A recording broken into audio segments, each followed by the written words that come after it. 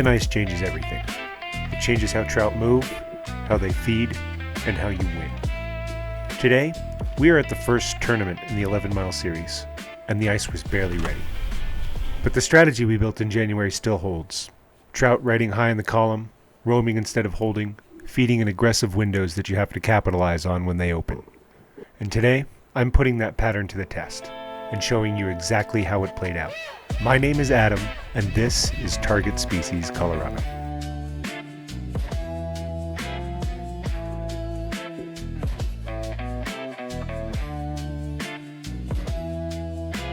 This tournament wasn't just about catching fish. It was about testing the strategy we built in January. High column trout, roaming behavior, and feeding windows. The lake was unstable, but the pattern was solid. And today, we're about to find out if it holds. This tournament came with a few twists. A delayed start, no one on the ice until 7 a.m., no kokanee category this year, and everyone had to carry ice picks because the lake just wasn't fully locked in.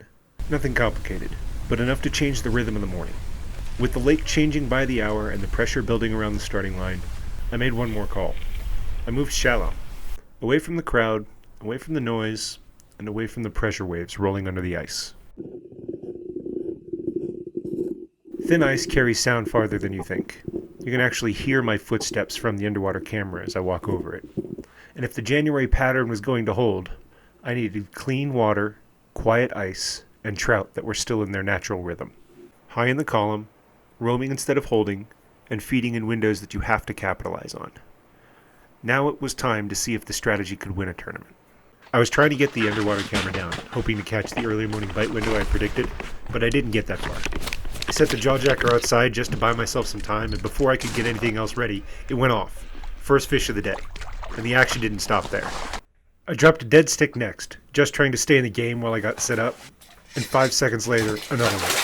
The bite window was here, and it stayed open from 7 a.m. to almost 11. Trout cruising high, reacting fast, and feeding in waves, just like we saw in the January video. After the first few fish, I started noticing something. They weren't just striking and leaving. They'd hit the bait, miss it or strip it, and then linger, cruising the area, nosing around, looking for whatever they thought they'd knocked loose. That's the scavenger window. And if you're fast enough, you can turn around a missed bite into a second hook set. I dropped a second bait and it got crushed. Same fish, same window, just another opportunity. You can see the rhythm here. Trout sliding through the column, hitting hard, and then circling back to scavenge. Every pass, every strike, every linger, it all lined up with the January pattern. High in the column, roaming, feeding in waves. Look at that guy. The window was open, and the fish were moving. All I had to do was keep up. All right. That's pretty crazy, man. I have a ton of really nice fish right now that are just biting and biting and biting. Yeah, let's get back out there. That's the fucking key. That is the key. Oh shit. Wow.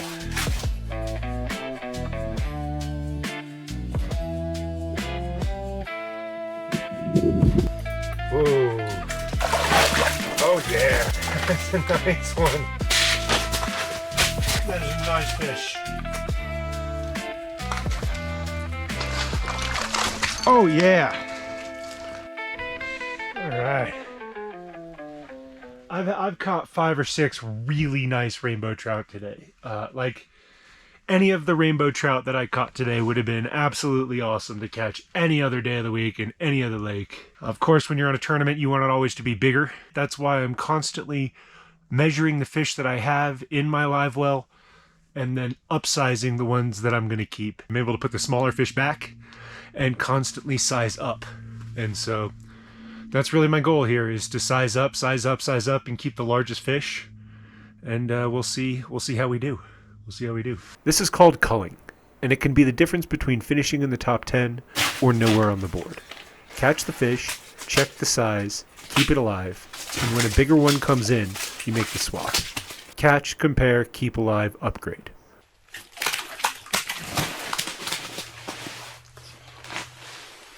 I think this guy's the smaller one.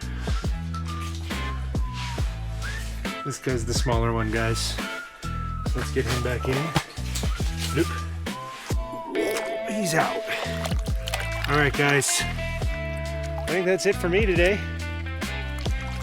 I'm gonna head in. And we'll see how everybody did. By weigh-in, it was clear. The January pattern had held. High fish, roaming fish, and feeding windows. It all lined up right where we needed it to. My 2 fish limit weighed in at 5.93 pounds. Good enough for 4th place, good enough for cash, and good enough for the first time ever I won something at a tournament. That proves something. Maybe my strategy worked, maybe I got lucky, maybe it was the color of the socks I was wearing, or the moon phase, or something I was totally unaware of. But either way, the pattern held. And today, that was enough. Thanks for watching, and for helping Target Species kick off 2026 with a tournament finish I'll never forget. I've got a full lineup coming this year. 1 video every month, focused on what I'm fishing for and how I'm doing it. And if you're headed into the 3 Lakes tournament this weekend, now is the time to build your strategy. Do a little research, think about the conditions, and think about the fish. And think about safety, because no bite is worth pushing past what the ice can handle. Drop your plan in the comments. I'd love to hear how you're approaching this next challenge. And as always, stay safe out there. Thin ice means opportunity, but only if you respect it.